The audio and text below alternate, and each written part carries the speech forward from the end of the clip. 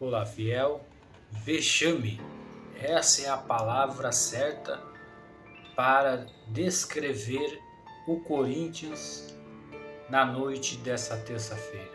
O Corinthians perde a chance de conquistar 3 pontos importantíssimos fora de casa contra a fraca, repito, fraca equipe do Racing do Uruguai. Impressionante como o Corinthians jogou mal depois de passar vários dias sem jogar, treinando, jogou super mal, né? Fez 1-0, relaxou no 1-0. Antônio Oliveira errou muito no jogo de hoje, errou muito. Colocou o Kaká no lugar, tirou o Gustavo Henrique, né? Antes, colocou o Ranieri de zagueiro. Eu acho que talvez ali também fosse uma tática para poder adiantar a equipe. Até aí tudo bem, né? Mas depois, o que aconteceu? Ele pegou, colocou o Kaká, tirou o Ranieri da posição ali atrás, e o Kaká entrou frio, né? Não conseguiu jogar, porque imagine, o cara é zagueiro e entra quase no final do jogo ali, que o time do Racing fez o gol aos 40 minutos do segundo tempo. Então, assim, errou na substituição, na minha opinião. Aí você vai deixar aqui nos comentários se você concorda comigo ou não. Errou na substituição, colocou o Kaká, foi um erro. O time do Corinthians não fez nada de interessante, não jogou nada, fiel. Infelizmente, hoje o Corinthians empatou com gosto de derrota. Foi o empate com gosto de derrota.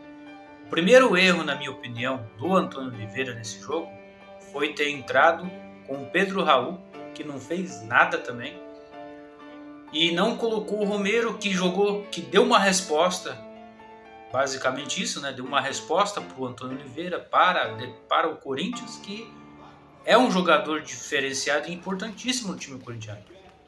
E ele colocou o Romero no banco de reserva, entrando na metade do segundo tempo. Quer dizer, hoje, infelizmente, o Tonhão da Fiel aí foi muito ruim, né? Escalou a equipe errada já no início e o time do Corinthians aí cedeu a esse empate com um gostinho aí de derrota, né? Poderíamos ter saído ali do Uruguai com 3 pontos importantes, né? E complicou um pouquinho a situação. Tudo bem, é a primeira rodada ainda, mas é preocupante sim a situação corintiana. Eu, como torcedor, você como torcedor também deve estar com esse mesmo pensamento aí, de que o Corinthians saiu deste jogo com gosto de derrota. Foi um gosto amargo, isso que tinha tomado um gol de cabeça numa falha grotesca da zaga corintiana ali atrás, e o time do Racing tinha feito um gol que o juiz anulou aquele gol, né? Tem muita gente criticando o Cássio, que a gente acompanha aí, muitas pessoas falando que o Cássio falhou nos dois no gol do Racing, né? Nesse gol do empate. Pode ser até que tenha falhado, mas a falha maior foi ali na zaga, né? Eles perderam ali, o Kaká entrou muito ruim nesse jogo aí, e por erro também do Antônio. Então foi uma sequência de erros aí que fizeram com que o Corinthians empatasse esse jogo com o time fraquíssimo. Repito em dizer, muito fraco o time do Racing. É um time muito fraco, sabe? É um time assim que dá uma vergonha de concluir um jogo como esse, um término de um jogo como esse. Mas deixa aqui nos comentários o que você achou do jogo. Se você concorda ou discorda de mim, pode colocar aí a sua opinião, não tem problema, porque aqui a gente está aqui para ser democrático e falar a nossa opinião a respeito desse jogo horrível do Corinthians, né? O primeiro tempo deu um sono, né? O primeiro tempo, né? Você que assistiu aí, deu vontade de dormir, cara. De vontade de dormir. Então, ainda nesse vídeo aqui, você vai ver o que o Craque Neto falou aí na rádio dele. Ele transmitiu o jogo na rádio Craque Neto. e ele fez uns comentários assim também bem pesados aí, fortes, a respeito aí dessa vergonha que foi o jogo do Corinthians no dia de hoje, né? Também temos aí alguma reação aí do pessoal ali da Jovem Pan, o Bruno Prado, o Vampeta, o velho Vamp falou também a respeito desse empate corintiano com sabor de derrota, e já ia falar derrota, né? Tanto que foi ruim esse jogo pro Corinthians, né? Muito, muito ruim. Vários jogadores jogando ruim ali, não foi só o Kaká que entrou, mas temos ali até o próprio Ranieri, ninguém jogou bem nesse jogo, né? Foi um jogo horrível do Corinthians, né? E temos também o comentário de alguns comentaristas ali da ESPN, né? Eu fiz uns cortes ali deles, para você ouvir a opinião deles, aí o comentário deles, sobre esse empate com gostinho de derrota, e agora o Argentino Júnior, que venceu fora de casa, fez o papel, né, de favorito e venceu fora de casa o Nacional do Paraguai. Então ele assumiu a liderança com 3 pontos, e o Corinthians ficou ali em segundo, dividindo a segunda colocação junto com o Racing com 1 ponto apenas. Ou seja, se classifica apenas um da chave. São 4 equipes, né, que é o Argentino Júnior, o Corinthians, Racing e o Nacional do Paraguai. Apenas um se classifica. Então complicou um pouquinho já a primeira rodada, bem que só o começo ainda, né? A gente não pode também ficar prevendo muita coisa. Mas você vai ver como a mídia reagiu aí a esse empate fracassado do Corinthians aí. Fique até o final e assista aí, fiel, para você acompanhar o comentário do Craque Neto e de alguns outros comentaristas da mídia aí que ficaram atônitos com esse empate. Vamos lá então, olha só. Romero fez a jogada. Quem cruzou a bola? Aonde ele estava? Na área. Um pouquinho do lado esquerdo, não dentro da área, mas estava. Fez o cruzamento. Onde o Roberto estava? Não aberto. Onde ele estava? Junto com o zagueiro. Na posição que tem que ser a dele. Aí ele vai, faz o X, antecipa, mete no contrapé do goleiro, faz o gol. Em 10 jogos, eu acho que é o 7º gol dele, se eu não estiver errado, hein? Em 10 jogos, é o 7º gol dele. Então o Corinthians abre o placar, faz 1-0. E agora, meu irmão, tranquilidade geral, hein? 1-0 é nóis, hein?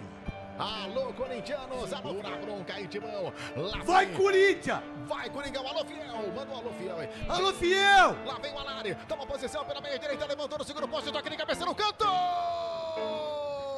É bola na rede! Varela! Gol!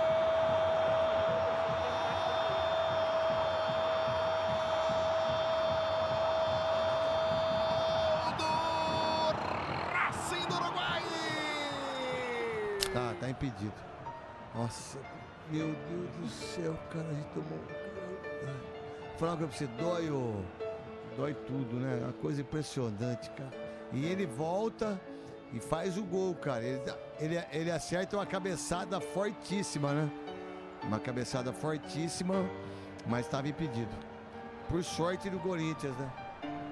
Vem Cotuno pela direita, lançou pra Sousa na boca do gol, fechou! O Cotuno, o Sousa, que entrou justamente para fazer essa parede, deu um passe com a perna direita e aí ela sobrou pro Alanes. Também com o pé direito, bateu pro gol no meio da zaga corintiana. O Cássio tentou, mas nada conseguiu e ele foi pra rede número 18. Ele é Alanes, ele empata o jogo, deixa tudo igual no Centenário. 1 pro Racing, 1 pro Corinthians. Na verdade, já tomou um gol de cabeça, todo mundo posicionado, mas estava impedido. Esse agora, o Kaká tá de sacanagem, né? E o Félix Torres, né? Os dois zagueiros, né? Tomar gol do Racing, do Uruguai, meu irmão, é uma coisa impressionante. E tomar sufoco, né? Você tá ganhando um jogo de 1-0, você toma sufoco do Racing do Uruguai. Meu Deus, que vergonha. Dá uma olhada. Falar o quê? Não, nada. Na primeira divisão, né? 4 anos. 4 anos, né? 4 anos. 4 anos, quer dizer assim, tem que olhar mesmo. Olha o plantel do Corinthians. Chegou aí o Pedro Raul, lógico, reforço. Chegou o Félix Torres. Chegou uma turma aí de argentino, mas ninguém sabe como é o Campeonato Nacional. O Félix Torres, o Bruno chegou, é uma coisa nova para ele, o Campeonato Brasileiro. O Pedro Raul fez um grande Campeonato Brasileiro, mas pelo Goiás, há muito tempo atrás.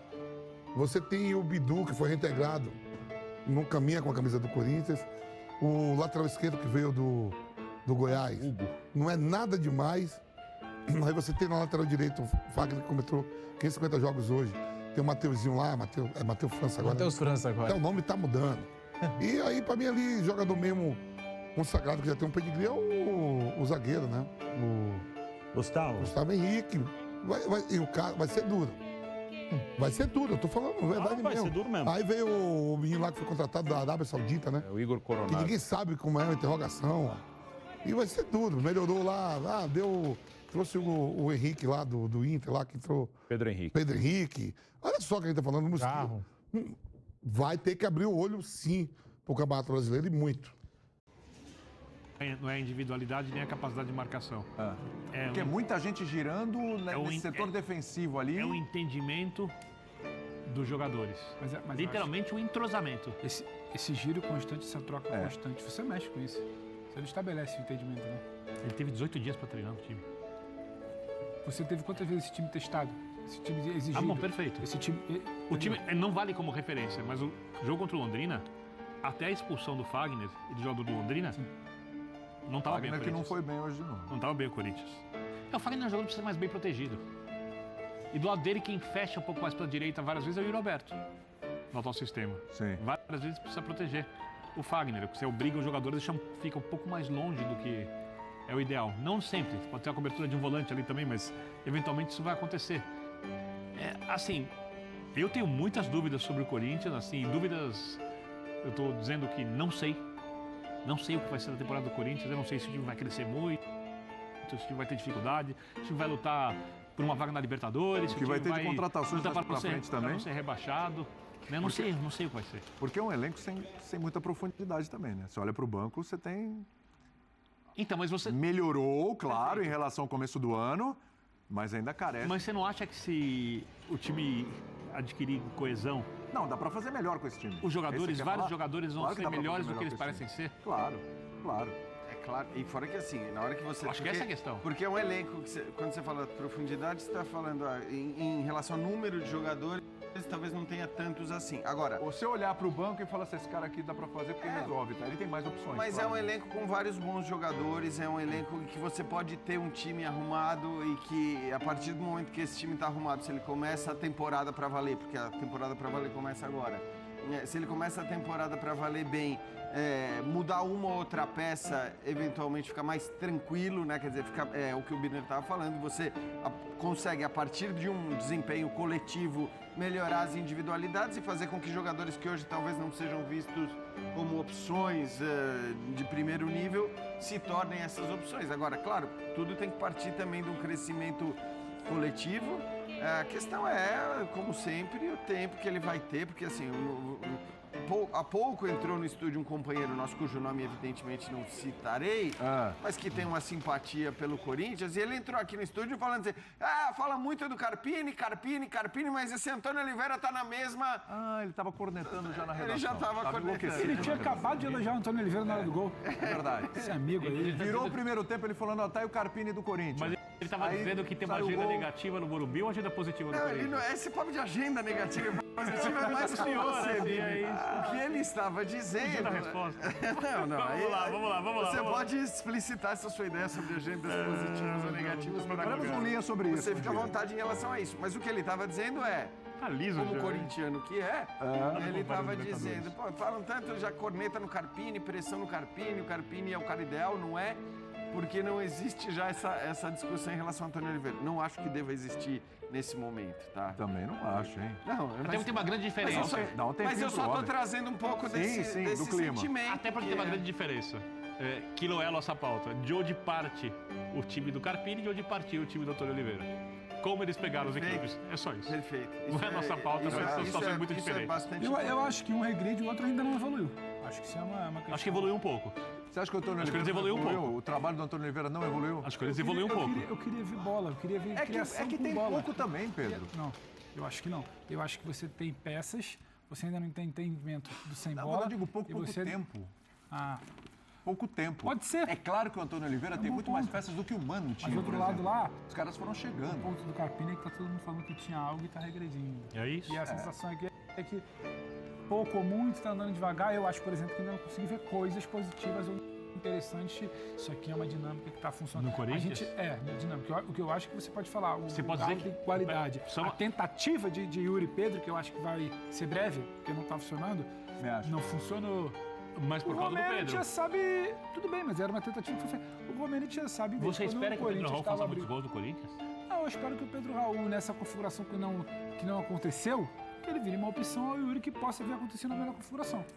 Ponto. Não acho que os dois têm que jogar junto. Tentou, não rolou por enquanto. Pode vir na frente. Que ele venha a ser uma opção ao Yuri, que pode ser um bom nome numa configuração de ataque. Ok. Perfeito. Inclusive é o mais lógico, né? Do ponto de vista tático. Eu entendo essa coisa de querer... Vai voltar pro Romero. Porque o Yuri, queira ou não, assim, o Yuri é um jogador que tem uma qualidade que, ele não mostrou ainda no Corinthians. É um jogador valorizado do ponto de vista financeiro mesmo, estou falando, né? Com o patrimônio do clube. É um cara que a gente sabe que é um dos jogadores mais valiosos que o Corinthians tem no seu elenco. Pedro Raul foi uma contratação que também não foi barata. Então, olhando para essa questão, olhando para o ponto de vista até da qualidade, porque a gente sabe que o Romero também não é uma sumidade do ponto de vista técnico, não é Mas é incrível que é artilheiro do Corinthians na temporada junto com o Yuri Alberto. Os dois têm o mesmo número de gols. Pois é, mas acho que assim... Ele é muito O rendimento do Romero ninguém pode discutir. O Romero é o operário que o Birner fala. De bom nível. De bom nível. O que eu quero dizer é que assim, é normal que um técnico muitas vezes tente colocar em campo no seu time titular os melhores jogadores, os jogadores com mais potencial de maneira geral. Só que quando você está falando de dois centroavantes, eu acho que essa história ela muda bastante. Quer dizer, se você jogar com dois centroavantes, você precisa ter dois centroavantes. Eu vou citar assim,